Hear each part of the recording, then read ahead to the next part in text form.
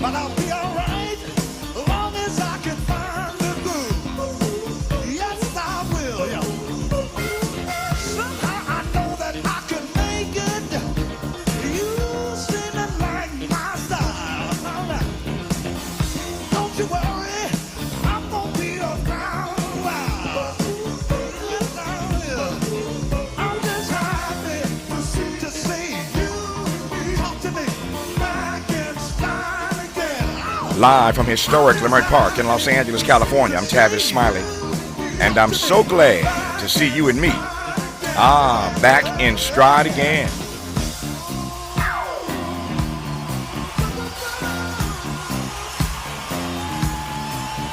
Before we get started with today's show, let me invite you to follow me on Facebook and Instagram at The Real Tavis Smiley and get updates on X, that's formerly Twitter, at Tavis Smiley. By the way, should you miss any part of today's program or want to catch up on previous shows, you can always visit thetavissmileyshow.com, that's thetavissmileyshow.com, or wherever you get your podcast and listen to the Tavis Smiley podcast version of this live program at your leisure. Another great show on tap for you today in our second hour.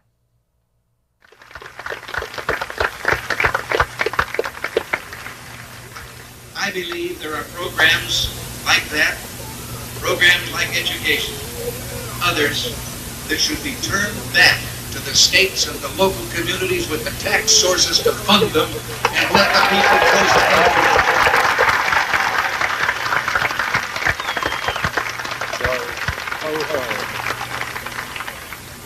I believe in states' rights. I believe in people doing as much as they can for themselves at the community level and the private level. And I believe that we've distorted the balance of our government today by giving powers that were never intended in the Constitution to that federal establishment. And if I do get the job I'm looking for,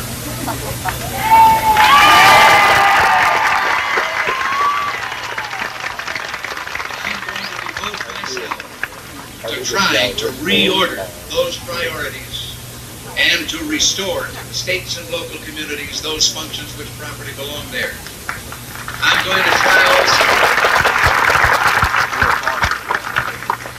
to try to change federal regulations and a tax structure that has made this once great, powerful industrial giant in this land, in the world, now with a lower rate of productivity than any of the other industrial nations, with a lower rate of savings and investment on the part of our people, and put us back where we belong.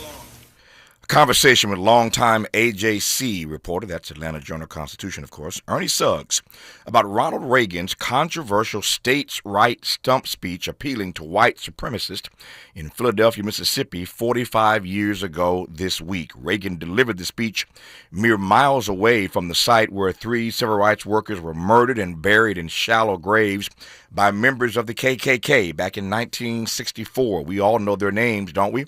Andrew Goodman, Michael Schwerner, and James Chaney. Reagan did not even bother to acknowledge the murders in his speech, just one of many violent assaults on black civil rights advocates and white allies, and there's been no shortage, as you well know, of race-baiting, bottom-feeding conservatives ever since. Donald Trump has upended 60 years of civil rights gains in a matter of months. I digress for now. We'll talk about this controversial speech that sent the GOP down the rabbit hole 45 years ago this week. Ernie Suggs also had the honor of working with Andrew Young on his memoir, The Many Lives of Andrew Young. I look forward to a spirited dialogue in our second hour. In our third hour, 2 conversations. Up first, Des Lee, musician and author of My Saxophone Saved My Life, tells us how he survived the Miami show band massacre 50 years ago this week and connects the dots to the far-right gangsters burning racist bonfires right now in Northern Ireland. It's not just the U.S. of A. On the B side of hour 3, speaking of Ireland, a conversation with Councillor Dr. Lillian Sinway Barr, Northern Ireland's first black mayor in the city of Derry. Imagine that, a black woman mayor in Ireland. So it ain't just Muriel Bowser, Karen Bass, and Barbara Lee. I look forward to that conversation on the backside of hour 3. But in this first hour, 2 more conversations. Yeah, we're going to try to squeeze an 80-pound show into a 40-pound bag today. Help me, Jesus. On the B side of this hour, it's redistricting season once again. Are you following all the redistricting drama in Florida and Texas? Democrats in Texas have fled the state once again to block GOP partisan redistricting efforts. The way Texas law is written, if you are a member of the legislature and you're in the state, you can be arrested and compelled to show up to have a quorum to get business done in the Texas State House. So Democrats have just literally fled the state trying to block these partisan GOP redistricting efforts in the state of Texas. Mark Barabak with the LA Times details California Governor Gavin Newsom's controversial, his redistricting plan here in California amid the Golden State's summer of discontent. But we commence today's show in a moment talking politics with professor, author, president emerita of Bennett College, and founder and president of the nonprofit Economic Education, Dr. Julianne Malveaux, always spirited when she shows up. So we'll start with Malveaux and jump from there. Going to be a great 3-hour show today here on Tavis Smiley.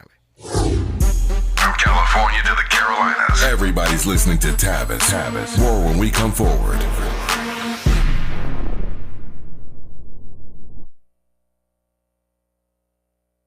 Make a move into a home of your own. With City National Bank's Ladder Up Home Loan Grant, you could receive up to $20,000 that you never need to pay back. Use it toward your down payment, save on closing costs, or to buy down your mortgage rate. Find out more at cnb.com/ladderuphome. City National, here for every stage of the journey. Property must be in a qualifying market in California, New York, or New Jersey. Additional terms and conditions apply. Not all applicants will qualify. Terms are subject to change without notice. City National Bank is an equal housing lender. Member FDIC. NMLS number 536994.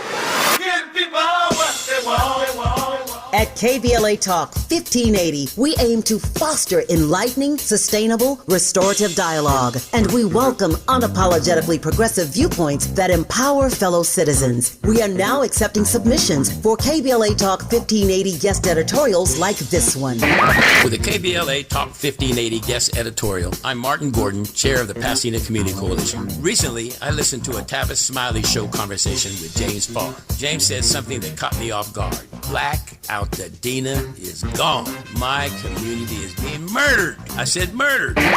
All you have to do is go to our website homepage at KBLA1580.com and click on the icon that says KBLA Guest Editorials to learn more about our editorial standards and content submission guidelines. As long as the topic aligns with our mission, we are happy to review your submission and consider it for broadcast. We can't make any promises, but we want to amplify progressive perspectives that are community-focused and solution-oriented. So, go to KBLA1580.com right now to download all the information you need about our guest editorials. At KBLA Talk 1580, we've got your black.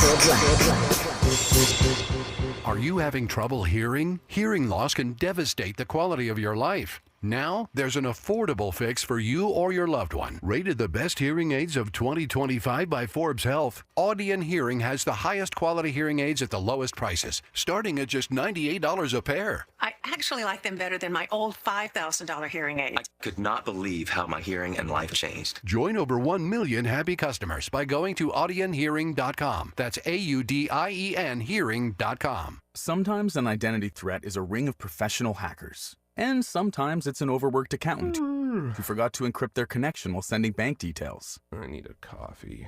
And you need LifeLock, because your info is in endless places. It only takes one mistake to expose you to identity theft. LifeLock monitors hundreds of millions of data points a second. If your identity is stolen, we'll fix it, guaranteed, or your money back. Save up to 40% your first year with promo code NEWS at lifelock.com. Terms apply. Freedom is an endless meeting. So let's get back to it with Tavis Smiley. Tavis Smiley, Dr. Julianne Malveaux. Malveaux, how you surviving under this Trump reign of terror? I can't tell you about it, man. I can't use profanity on your air. No, you cannot. Well, so I would try to. All I can say is that man who lives in the house that enslaved people built. Yeah. The house that enslaved people built. I want Tavis. Could I just get like 5 minutes in a small room with him? Just 5 minutes in a small room. I mean, get in line. There are a whole lot of folk who would love to do that. Just get in line, Malveaux. Yeah. But I'd be a little better at it. Yeah. I don't even have to hit him upside the head. My tongue will take him someplace he don't want to go. Yeah. But yeah, I mean, every day is something. It's ridiculous, and all these detractions.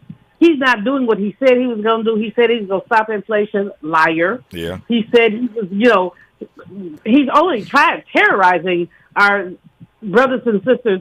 And I would give you a flashback. Right. Because you know me for a long time. I went to Miami one time. Mm-hmm. A sister friend had a cancellation. She had to cancel a speech. So I blew in there at the last minute with a one-way ticket. You know, they stopped me and thought I was a Latino drug smuggler. And they kept me for like about 3 hours.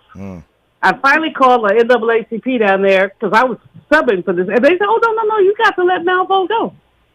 And then they were very nice to me. But so any of us could be mistaken for anybody else. Oh, yeah. And who walks with a passport?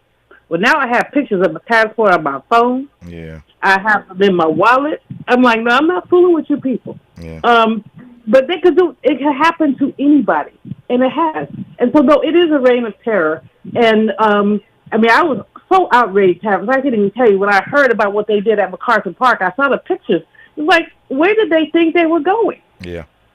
Where did they think they were going? With tanks and all that in the middle of a residential neighborhood, designed to do nothing but strike fear. Yeah. But this is where we are now. Yep. No, we had Karen Bass on, the mayor of L.A., of course, the day that raid happened at MacArthur Park here in L.A. It was pretty ugly. The video of it went viral. The mayor showed up and got caught up in the middle of that scrum. We had her on the day after talking about it, so I remember it well. Let me just follow you right quick, since you mentioned the economy. I've seen some conflicting news, literally just this morning, preparing for today's program. I've seen news that suggests that the jobs report was, fairly good in the most recent month. But prior to that, Trump's, schizophrenia. One day he's talking about tariffs. He's going to do this one day to one country. The next day he's not. I say all the time, people voted for him. The data tell us Malveaux because they thought he'd be better on the economy, a much better steward of fiscal matters than Kamala Harris would have been. But it's been up and down. Even the markets, of course, are just, responding to his whims every single day. So when it comes to jobs, when it comes to tariffs, et cetera, you are a brilliant, of course, MIT-trained economist. What is your read of the way he's stewarding the economy? Because, again, people voted for him thinking he'd be much better on that particular important issue. He has been doing a horrible job, and I don't know who told you the jobs report was good. We created fewer jobs than that economists had predicted. Mm-hmm. The only positive that has happened, of course, today we reported that GDP growth was 3% over the month. Right. And that's we aimed for 2.5, but why was it so high? 3 things. Number one, people think that Christmas happened in June and July. In other words, when people heard about tariffs, you have people doing Christmas shopping. You have, some of our sororities and fraternities, you get the little goodie bags that come from China. Yeah. They bought a year in advance. Yep. They met this year, they bought for next year because they know they're going to go up. So you had a lot of anticipatory spending in the month of June, and that's what some of this captures. And we also we can't discount the whole issue of our immigrant brothers and sisters and what's happening there in terms of their impact on the job market. So this was a mixed report, but everything with this man is mixed because he doesn't know his hind parts will hold the wall. Mm-hmm. He truly does not. And so one day it's going to be 20% or 50% or 100%. The next day it's going to be 15%. Entrepreneurs can't plan. Mm-hmm. And even some of our largest companies have said we have to start tacking prices up. Procter & Gamble, Tide, all these we have to start adding because they're gonna have to pay. They're not going to take the whole burden. They've taken it heretofore, but they're not going to take it forever. They're not going to take it for another couple months. And so he can bask in his laurels if he wants to, but the fact is that this is a very shaky economic situation. And not to mention, Tavis, usually in the month of August, mamas and daddies run to Target or mall that don't go to Target, y'all. Don't even go to Walmart. But they go through pads and paper and everything. Every little child has to have a new backpack full of goodies. That's not going to happen this time. Mm-hmm. People are saying we got to slow our roll. And that's my advice when people ask me what to do.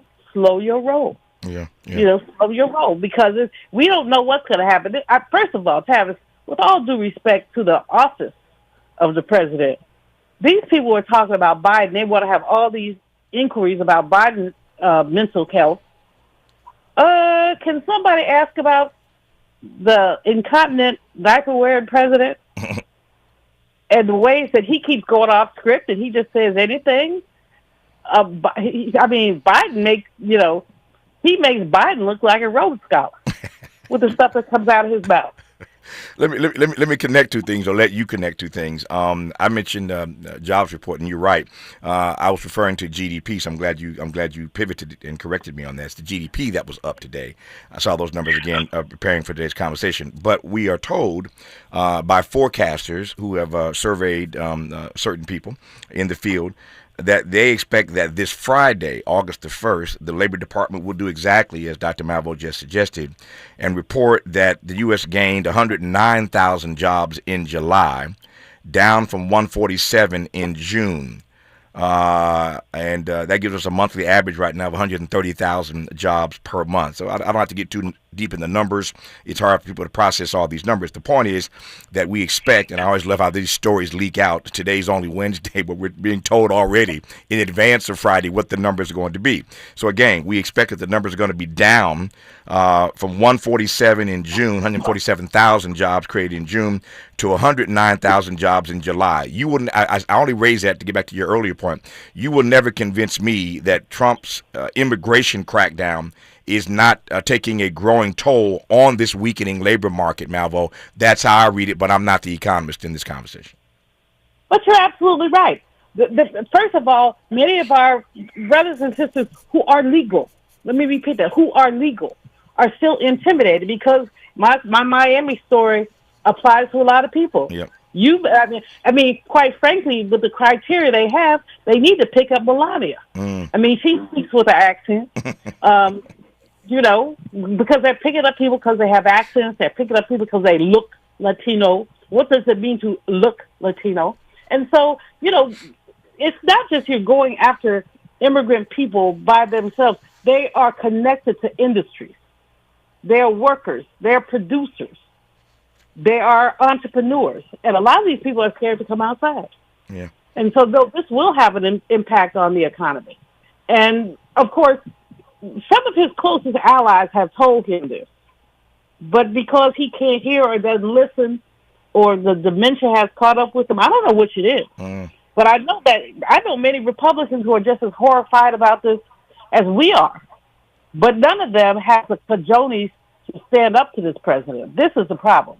Yeah. They all drank some kind of Kool-Aid, and they say things behind his back. But then when you see them on television, they all sing out the same hymn book. None of them have the common decency and courtesy to say, "Dude, you wrong. Emperor, you have no clothes on." Yeah. What is going to be, to your mind, the long term? Because again, these stories ebb and flow. What, to your mind, is going to be long term the impact of these tariffs? They will be inflationary. Mm-hmm. They will be inflationary, and they will shrink GDP. People will stop spending money, or they'll be spending a lot less. I think the tariffs are a very bad idea. They've also upset the international apple cart in terms of the way that we've done trade. And so we once had, Tavis, as you know, a stellar reputation as a country. People looked up to us, People look sideways at us now. Yeah. We're like the stanky girl who came to the ball without her shoes washed. The metaphors kill me. Only Malveaux. Let me pivot to a couple of things I want to cover. I want to start with the money stuff because the money is always important. Let me pivot to a couple of other things. This story has been trending for the last 24 hours, and I'm not so sure how I read this. I don't want to be as excited as some others have been because I think there's always a backstory with her. But it's impossible. It's impossible these days. You know where I'm going. Impossible these days not to talk about the genocide in Gaza, even if people still don't want to call it that. But a hot story everywhere. Marjorie Taylor Greene, who we all know, is the first Republican in Congress to call what's happening in Gaza a genocide. A lot of folk are excited about that because she's a Republican. I'm not so sure, what the backstory is here, but what's your read of the fact that there's at least one person now who is in the Republican Party who is calling what's happening in Gaza an actual genocide? Tavis, even a broken clock is right twice a day. Yep. And that's how I see Marjorie Taylor Greene. Mm-hmm. I never thought there would be a day that she and I would be on the same page. Right. But a broken clock is right twice a day. I don't know what her backstory is. I don't know what she's up to. She is a self-promoting, narcissistic ignoramus. Yeah. And that's the nicest thing I can say about it. Yeah. So this is attention-seeking behavior. Count on her within the next 2 days, 4 days, week to flip, because she often does. But, she is right on this occasion, and I wish other Republicans would at least stand up and be right on this occasion. Yeah. And they're not willing to. You see these pictures, Tavis, that make you want to cry. Children with their little bones sticking out of their bodies. And Netanyahu, basically, after I get the 5 minutes with Trump, I'll take another 5 with Netanyahu. But the man is just a liar. There's no starvation. It's inhumane. The only word you can use about it is inhumane. Yeah. And it's getting headlines because she likes headlines. Like I said, you and I and a whole lot of other people are waiting to see what the backstory is. Yeah, that's what I'm waiting on. I see everybody getting excited about it. I'm like, whoa, Nelly, there's something behind this, and I'm going to wait for a couple of days to see exactly what that is. But since you went there, let me follow you again. I found that, and Bibi, there's nothing that Bibi Netanyahu, who I've interviewed before in the course of my career, there's nothing that Bibi Netanyahu says or does these days that would ever surprise me. And yet, with the whole world watching, how did you read him? You called him a liar. I see how you read it. But he stands up and says there is no starvation. It's almost like it's like a Jedi mind trick, right? It's like a magic trick. Don't look over there. Look over here, right? But the fact that he actually said that publicly just completely blew me away. While we're all watching these kids starving, to your point, bones, busting through their skin, dying.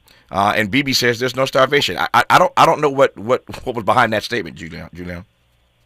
He's gaslighting. Yeah. Here's what Bibi Netanyahu is doing.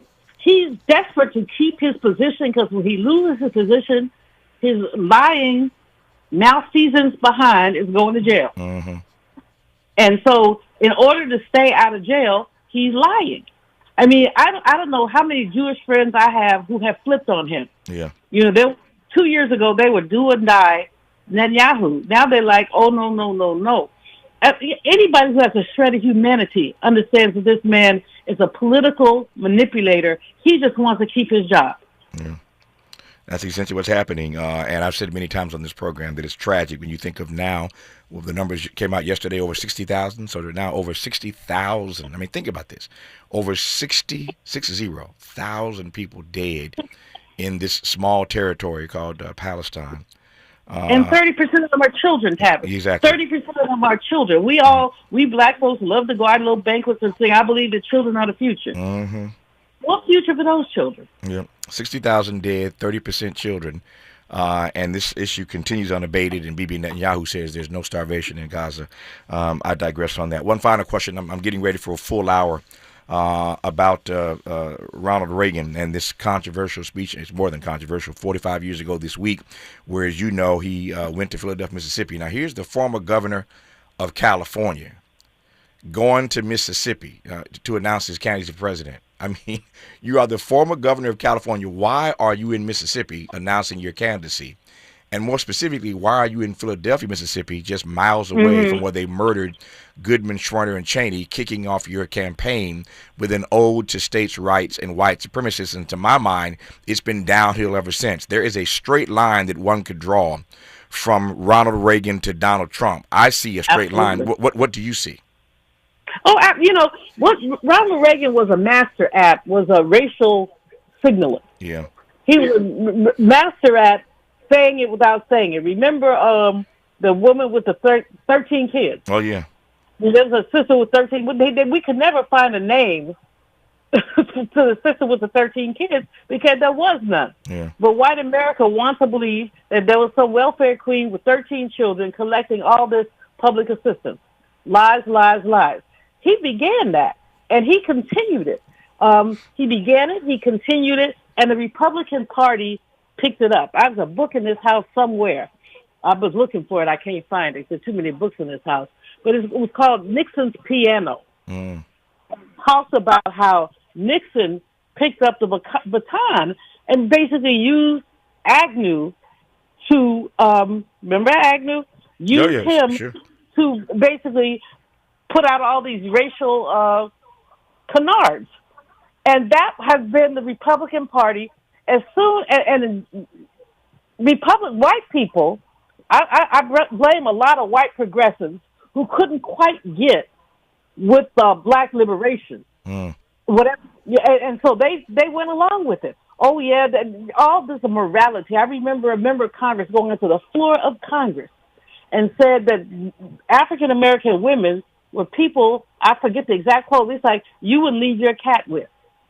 We were supposed to be so morally loose and irresponsible that you would not leave your cat with a black woman. Give me a you-know-what break. I'm keeping it clean today, Tavis. Yeah, no, you have, and before you go off the range, my time is up. So I'm saved by the bell.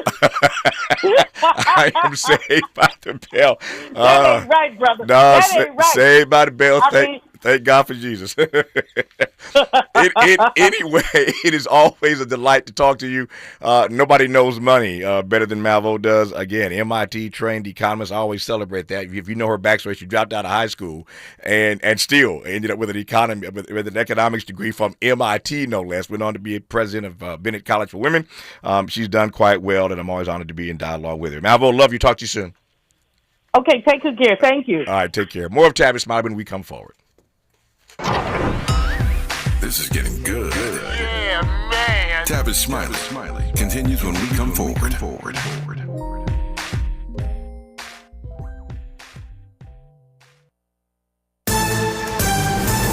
I'm Misty Jordan with BIN News Now. No damage is being reported after tsunami waves hit the Hawaiian Islands. The tsunami warning issued for all of Hawaii has been downgraded to an advisory. Governor Josh Green is still urging caution.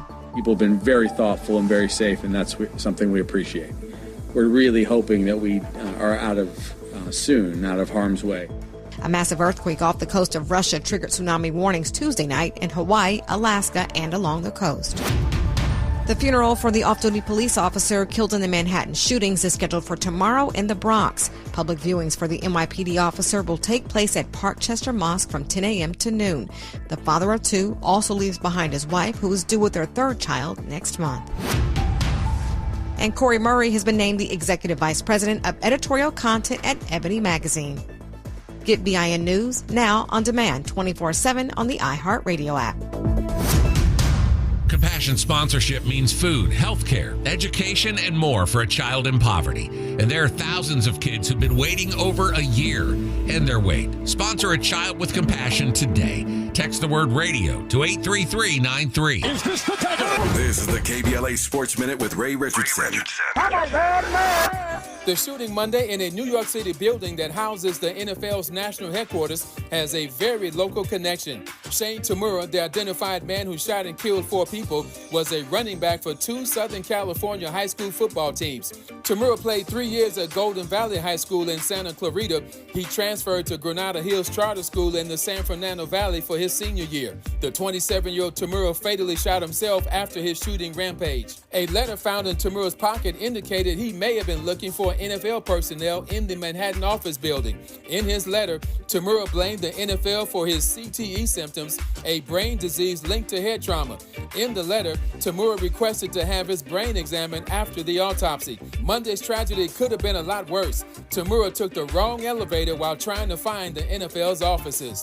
No debates, no speculation, just the info you need. That's your KBLA Sports Minute. I'm Ray Richardson on KBLA Talk 1580. Hi, I'm Jesse Jackson Jr., inviting you to join me weekdays at 12 noon right after Tavis Smiley here on KBLA Talk 1580. As a law school graduate and a theologian with a firm grasp of our body politic given almost 2 decades in Congress, my show is the fresh new home of an authentic, uncompromised quest for transformation and salvation, both personal and collectively, as I vigorously interrogate the theological and symbolic meanings embedded in our society. I promise to leverage my knowledge of history, theology, and both international and domestic issues to imagine an inclusive vision for the future, which I hope will inspire all of us to pursue life, liberty, and the pursuit of happiness as a given, not just an aspiration. So join me weekdays at 12 noon right after Tavis Smiley for 2 hours of the Jesse Jackson Jr. Show only on KBLA Talk 1580.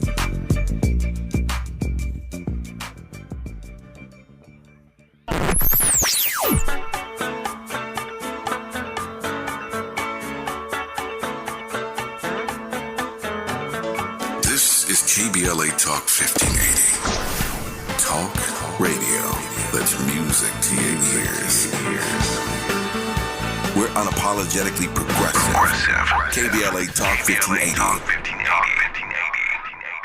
Celebrate Roki Sasaki bobblehead night at Dodger Stadium on August 4th versus the Cardinals. The first 40,000 fans in attendance will take home Sasaki's first bobblehead as a Dodger. Presented by INABA. Visit Dodgers.com/promotions. Paid for by government.com. Did you know? The United States Mint has issued a new Morgan silver dollar coin in proof condition for the first time. Not only that, they are also minted in 99.9% pure silver for the first time ever in history. Coin experts are calling this an amazing opportunity for anyone that knows the enduring popularity of Morgans. But you must hurry. Only 400,000 of these legal tender silver dollars were issued. These first ever Morgan silver dollars are brand new with stunning mirror-like finish, minted by the iconic San Francisco Mint. Call now and you're guaranteed a new first ever 99.9% pure silver proof Morgan dollar. To learn more, call 1-800-973-9717. If you order now, you will receive a free coin collector bonus pack, a $25 value, free with every order. Call 1-800-973-9717 now to secure your new Morgan silver dollars before they are gone. That's 1-800-973-9717.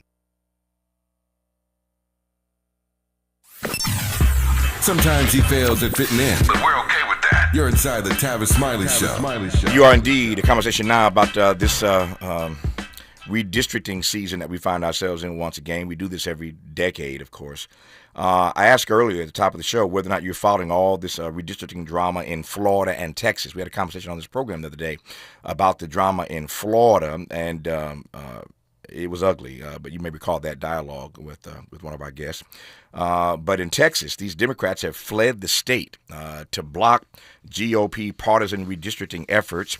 Mark Barabak is our friend and brother with the LA Times, and invited him on to talk about Gavin Newsom's controversial redistricting plan here in the Golden State's Summer of Discontent. Mark, good to have you back. How are you, sir?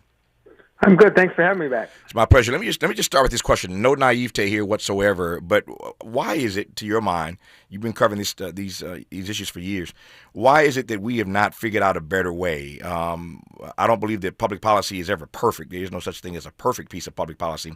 But every 10 years, we go through all this brouhaha. I mean, like literally, I've been at this 30-plus years. And every decade, the Democrats in Texas leave the state. It happens it's like clockwork to try to avoid signing on to a redistricting map that is racist and unfair and unjust. Same thing just happened in Florida. DeSantis got his way. He forced it down their throats. He threatened. I mean, the Republican legislature, if you missed that conversation right quick a few days ago, the Republican legislature pushed back on DeSantis, his own people. Republicans pushed back on him because this map in Florida was so ugly. It just completely gutted black representation that Republicans said it's so obvious we can't put our names on this. We can't vote for this. DeSantis forced it down their throat, would not give those members what they wanted, and forced them to sign that. And so black voters in Florida have lost power, electoral power, and resources in the state of Florida. As I said, in Texas, Democrats are running away. The question very quickly, Mark, is why we have not perfected this model all these decades later, all these years later. Well, it's funny you ask, because I think California did perfect at least its model, and Gavin Newsom now is threatening to undo it. I mean, to take a step back, redistricting, reapportionment is one of the most nakedly raw political exercises there is. As you told your listeners, every 10 years, they reapportion, which is to say allot each state certain number of members of Congress based on their population. California happened to lose a seat last time for the first time in history. And then the second phase is redistricting, drawing the lines that those folks run under. And it's a very, very partisan exercise. For decades, California had really no competitive congressional races. It was all done to protect incumbents. The old saying used to be, voters don't pick politicians, politicians pick the voters that they want to run. Yeah. We took it away from them in California. When I say we, I mean the voters. The voters did it two steps. They created this commission that was going to apply justice offices. Then they voted a second time to apply it to congressional offices. The problem, as I see it, and I want to be clear because I'm a columnist, I can voice opinions. The problem is not every state in the country does it this way. There are about, I think, maybe a dozen or 15 off the top of my head states that do a commission. Most of them leave it to the tender mercies, and I say that ironically, to the tender mercies of partisan lawmakers. And lastly, there is an effort underway. Eric Holder, the Attorney General under President Obama, has created an organization that is aimed at creating a nationwide system whereby lines are drawn by a nonpartisan, not self-interest commission. But right now we have this thing where, like I said, some states do it by the books, and other states like Florida and Texas just do whatever they can to benefit the party in power. So you're right about the fact that it's the worst kind of politics. It's naked partisan politics, to be sure, every decade when these lines are drawn. And you're right, voters don't pick their politicians. Politicians pick their voters. They decide what these lines look like in districts that they want to run in. So it's naked politics on the one hand, but it'd be too easy to dismiss it as that. This gerrymandering, I've said time and time again, Mark, to my mind, is one of the many things that are threatening this democracy. Poverty is a threat to democracy. Climate change and other things I could add to that. Sadly, the longer I do this, the longer my list gets of all the things that I think are actually threatening this experiment in democracy. But gerrymandering clearly is at the top of that list. So again, it'd be too easy to dismiss it as just pure politics. It's the gerrymandering is a threat to the democracy because you can't get elected if you don't get a chance to draw the lines for the seat that you want to run in. Yeah, look, I agree. It's a threat to democracy. I also agree. And one of the columns I did talked about what I call this troubling trend, which is lawmakers, not just Gavin Newsom, talking about end running voters. You actually had a case in Missouri where voters there approved a sick leave provision, a boost in the minimum wage, and Republican lawmakers and the governor passed a law that said, nope, never mind. So if you want to talk about eroding democracy, and as you suggest, this very, very fragile experiment in democracy that we've got, just try ignoring the voters. Just tell them basically, okay, thanks for weighing in. Never mind. We're going to do what we want anyway. I mean, you talk about corrosive and you talk about cynicism. I can't think of anything that's more cynical than to just tell voters, okay, go to the polls, have a good time, knock yourselves out, vote, and then we're going to do whatever the hell we want anyway. Yep, and I've said many times again on this program that we have moved from a country where people used to be skeptical, and I think skepticism is healthy. It's no longer skepticism, it's cynicism, and that's a dangerous place to be in. I digress on that for now. I got a couple questions about Gavin Newsom, because Gavin's been troubling me of late, and I'm going to tell you a backstory about what happened in one of my production meetings. I don't normally go on the radio and tell you what we were fighting about in production meetings, but I'll tell you about that story in just a second, I promise. But the first question on Gavin is this. You used the phrase Gavin's trying to end-run the voters in California. Gavin Newsom is the democratically elected governor of a democratic blue state like California. Democrats always at least advance this notion. They believe in the power of the people. Why and how is Gavin Newsom trying to end-run voters, to use your phrase, on redistricting in the Golden State? Well, it's pushing back on Texas. It's sort of a fight fire with fire argument, and there are two ways that they're looking at doing it. One would be to pass a set of new district lines and then inevitably be challenged in court and hope to get a favorable ruling. The other one they're talking about is to redraw the lines. And, they're doing all sorts of looking for all sorts of legal loopholes and ways to exploit this. But they're saying, well, this ballot measure that wrote into the California Constitution, by the way, how we're going to do our redistricting, didn't say anything about doing it between the census and the next census. So they see that as a loophole. So theoretically, they're saying that maybe they could redraw the lines and then put them before voters and say to voters, hey, never mind, we know you took the power away from the politicians, but we feel that this is, I'm using their argument, we feel this is a, quote, break the glass moment, so we want to have you give the power back to the politicians. Mm. And why would we do that? Well, that's a good question. And then, I mean, look, I've come out opposed. I kind of feel like I'm alone in an island by myself with some of the good government common cause types. That's a good question. Why would we do that? And the other thing is, why would we do that? I mean, we had a special election, you and your listeners will recall, in 2021, they tried to recall Gray Davis. That cost $200 million. Now, I don't know about you. I don't know the price of anything that's gone down in the last 4 years.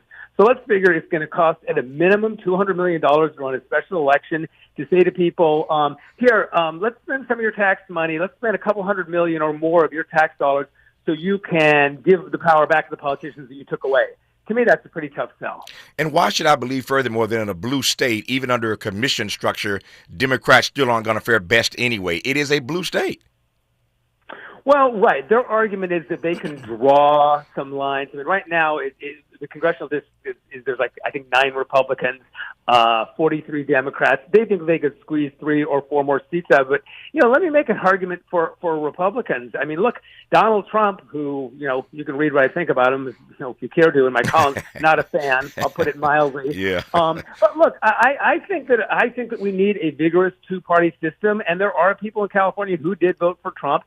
40% of Californians voted for Trump. So if you're going to draw the lines and you're going to reduce Republican representation in Congress to maybe 2 or 3 seats, which, Democrats in their blue sky scenarios come up with, I mean, to me, that's not very representative. And you want to talk about pissing people off and making them feel, that the politics is all rigged and making them even more cynical, reduce the representation in a state where Trump got 6 million votes to 2 or 3 people in Congress. I mean, how does that work? Yeah.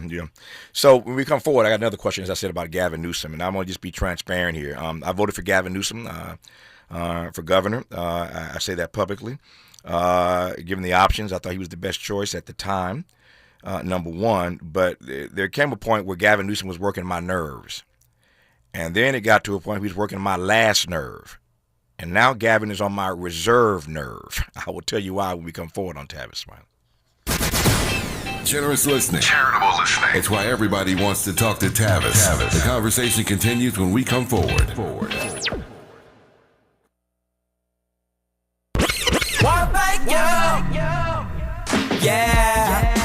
At KBLA Talk 1580, we're proud to be celebrating 4 years on the air, but we know we could not have made it this far without you. We work hard every single day to curate conversations that will enlighten, encourage, and empower you. So, from all of us at KBLA Talk 1580, a big thank you for your love and support. You don't know how much you mean to me. And by the way, if your smartphone did not update automatically, be sure to download our brand new KBLA 1580 app. We think you'll love all the new features, including new ways to send us photos and video in real time. Whenever news breaks, while we're on the air, it's a new dawn, a new day for KBLA Talk 1580. And we're glad you're on this journey with us. You never turned away, you were right there. Thank you. We asked seniors how to prevent Medicare scams. My best advice, if you get a phone call, do not talk to the person. These people are well trained. Don't talk to them. They don't know me. They're just trying to scam me. Don't be fooled. Hang up. Just hang up. Never give out your Medicare number. They're going to get your number to put in a false claim. If I get a call from someone, I don't pick up the phone. And should I pick up the phone and they ask for information, then I hang up. How do you detect Medicare fraud? Just like I check my credit card statements, I check my Medicare statements monthly. Scammers can get a hold of your number, order medical devices through your account, and you're not even going to know about it if you don't look at your statement. Check your statement every month. If you get your statement and you see something that you know you did not have done, you report it. Call your senior Medicare Patrol. To report Medicare fraud, call the Senior Medicare Patrol at 855-613-7080. This is the story of the one. As a lineman, he does whatever it takes to keep the power on in his community. And he wants a partner like Grainger who does the same. Grainger offers the professional-grade products he needs, from voltage detectors to harnesses to hard hats, plus fast, dependable delivery, so he can rise to every challenge. Call 1-800-GRAINGER, click Grainger.com, or just stop by. Grainger, for the ones who get it done. Sometimes an identity threat is a ring of professional hackers. And sometimes it's an overworked accountant who forgot to encrypt their connection while sending bank details. I need a coffee. And you need LifeLock, because your info is in endless places. It only takes one mistake to expose you to identity theft. LifeLock monitors hundreds of millions of data points a second. If your identity is stolen, we'll fix it, guaranteed, or your money back. Save up to 40% your first year with promo code NEWS at LifeLock.com. Terms apply. And the top-rated African-American talk show host in the nation, according to Talkers Magazine. You're tapped in with Tavis Smiley right now. Tavis Smiley, Mark Barabak, columnist for the LA Times. Back to Gavin Newsom. There was a poll not long ago, a UC Berkeley poll, as I recall, that found UC Berkeley and the Los Angeles Times, where Mark, of course, writes, found that more than half of California voters believe Gavin Newsom is more focused these days on boosting his presidential prospects than governing the state and solving its problems. So there's the poll data, number one. I lead with that. But number two, my intimation a moment ago, Mark, was simply this, that I don't know who Gavin is anymore. One day, we're talking right now in this hour about his trying to run California voters on redistricting. I'm still smarting at the way he played the black legislators they allowed themselves to be played. I'm still mad at them. But the way he played black legislators on this reparations issue in California. And then another day he's reducing health care for migrants. I mean, he's all over the map here. And I'm not naive. I understand when you run for president, even as Gavin Newsom from a blue state, you start moderating, you start moving to the middle. But he's getting so politically schizophrenic for me that I don't know who the guy is anymore. But I'm not a columnist for the LA Times. You are. What have you been saying about Gavin Newsom? Well, I've been critical of what I describe as this end run. I've been critical of him running for president. I want to back up a step and just say, I referred a few moments ago to the recall. I was against the recall. I thought it was a tremendous waste of money, and I defended Gavin in that context. So it's not like I am have it in for Gavin Newsom. Sure. I've defended him when I think he's been wronged. And in this case, I've criticized him because I think it's pretty simple. He's getting paid to do a job. He ran to be governor of California. He's getting paid to be governor of California. So my feeling is, do your job. If you want to run for president, you're going to be out of office. Talk about Gavin in January 2027. That's plenty of time to run. Yeah. I mean, maybe I'm old-fashioned, but I kind of feel like, you're paid to do a job. Do the job. He seems to be on every other podcast, and he's traveling around South Carolina and all these places. And, of course, he hasn't said he's running for president, but, I've said if it walks and talks like a duck, then, it's a duck. Yeah. So that's been my criticism. And he has been sort of all over the place. He was chumming it up with the likes of Charlie Kirk and Steve Bannon. And I want to be clear, too. I wrote a column criticizing him. I'm not criticizing him for talking to these people. I'm all for dialogue. Yeah. What I was critical of was just sort of this fawning treatment of them and not pushing back when they talk about the 2020 election being stolen. That's what I was critical of. Talk to everybody, talk to anybody, but don't just sit there and nod your head like a ventriloquist dummy or something. Are you seeing, though, a pivot in his politics? Well, I think he has. You suggest, moved toward the middle on some issues. He seems mostly to be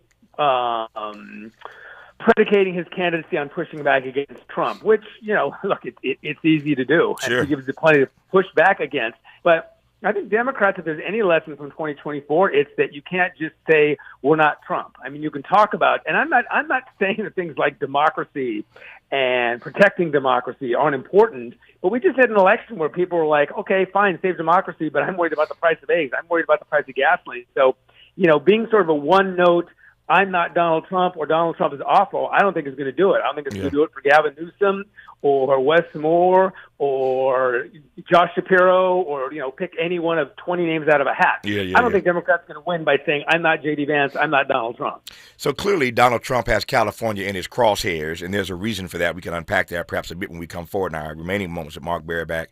But Donald Trump has California in its crosshairs. No question about that. And yet I've always believed for decades now, living in this state, I've always believed that what happens in California politics either casts a long shadow or a long sunbeam across the nation.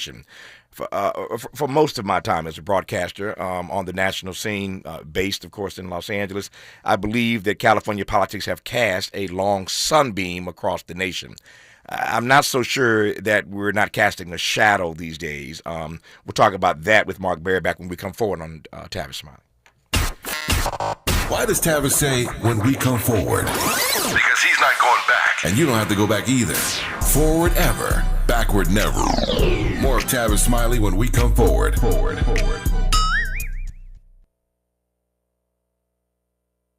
My mom has decided to learn to paint, and she's good. My dad's now into creative cuisine, and I've already put on 6 pounds. Learning new things comes with age. My mom? She started forgetting my name and what we're talking about. Forgetting well-known things doesn't. Memory loss may be a sign of Alzheimer's disease. Early detection gives you and your loved one time to plan for the future. Learn the warning signs of Alzheimer's at 10signs.org. Brought to you by the Alzheimer's Association and the Ad Council. KBLA Talk 1580. I'm Dominique DePrima from the show First Things First, weekday mornings from 6 to 9. Join me tomorrow with UK soul legend Omar. And don't forget, Friday we'll have Dr. William Sandy Darity for Freedman Friday. All that's coming up. You know where to find me. KBLA Talk 1580. KBLA Talk 1580. We've got a lot to talk about. KBLA Talk 1580 reminds you, when we fight, we win. The Youth Justice Coalition is challenging America's addiction to incarceration and discrimination. YJC works to dismantle policies leading to mass incarceration, law enforcement violence, and the school-to-prison pipeline. Their approach? Transformative justice, community intervention, free LA high school, legal defense, and system monitoring. YJC promotes safety without relying on prisons. Their goal? Prevent system contact and help people exit the system through direct action, advocacy, and education. Want to get involved or need help? Call 323-235-4243. That's 323-235-4243. Join YJC in creating change. When we fight, we win. KBLA Talk 1580, your voice for justice. This is a community call to action from KBLA Talk 1580.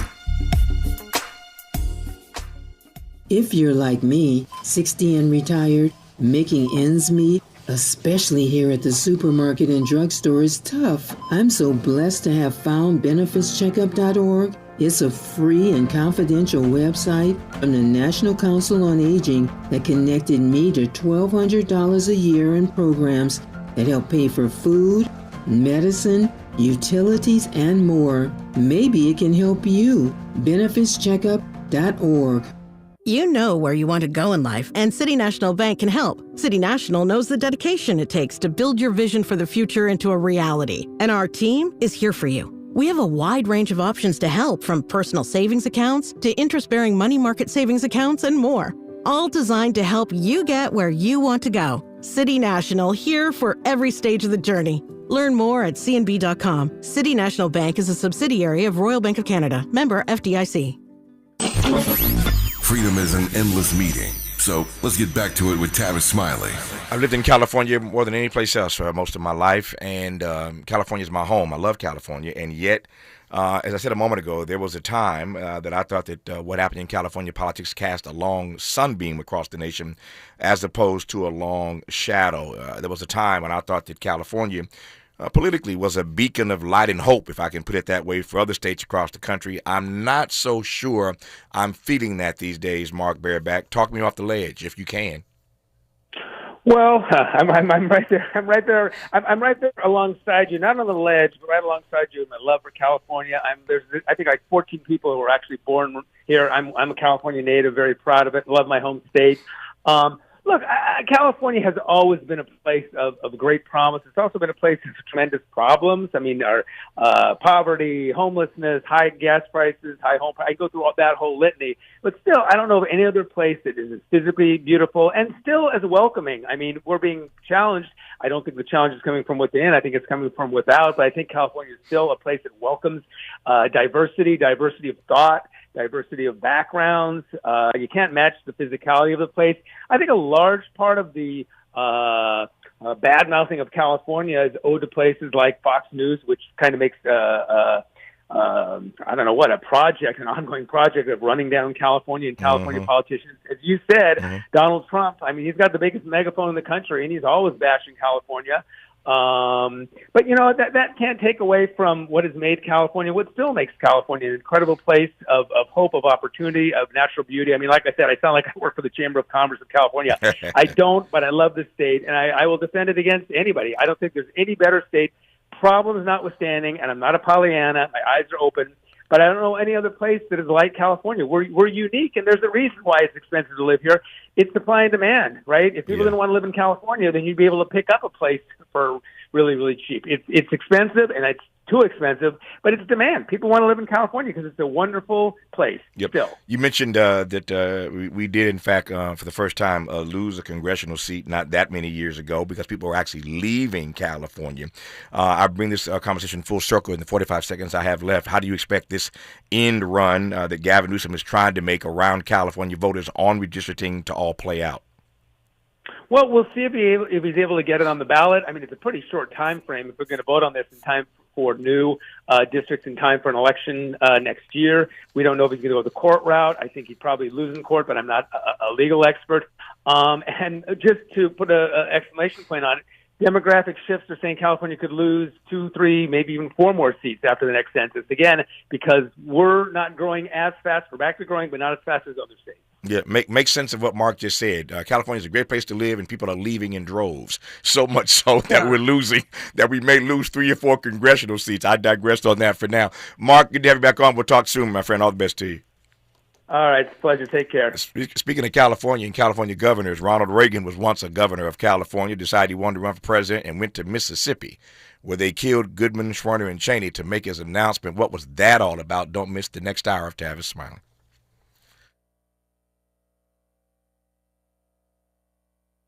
KBLA 1580 Santa Monica.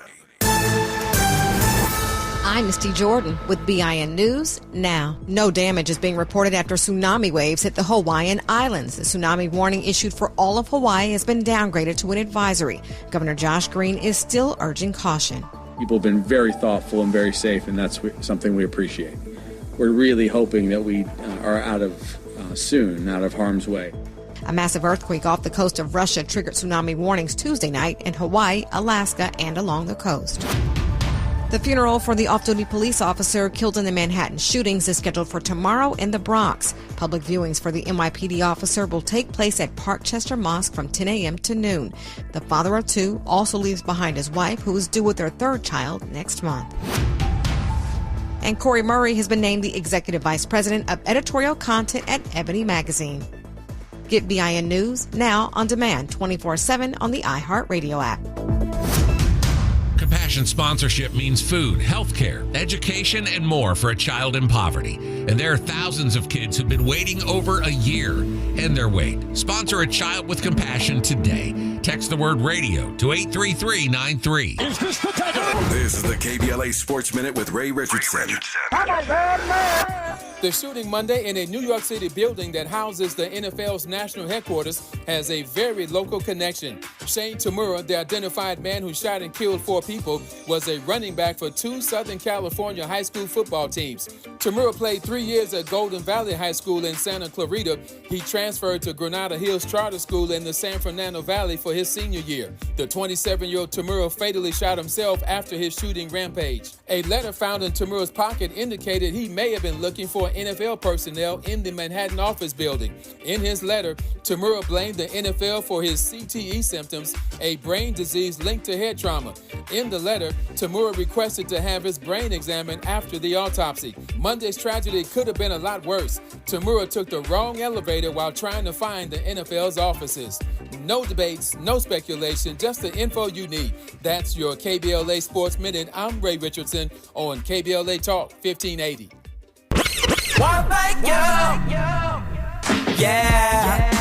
At KBLA Talk 1580, we're proud to be celebrating 4 years on the air, but we know we could not have made it this far without you.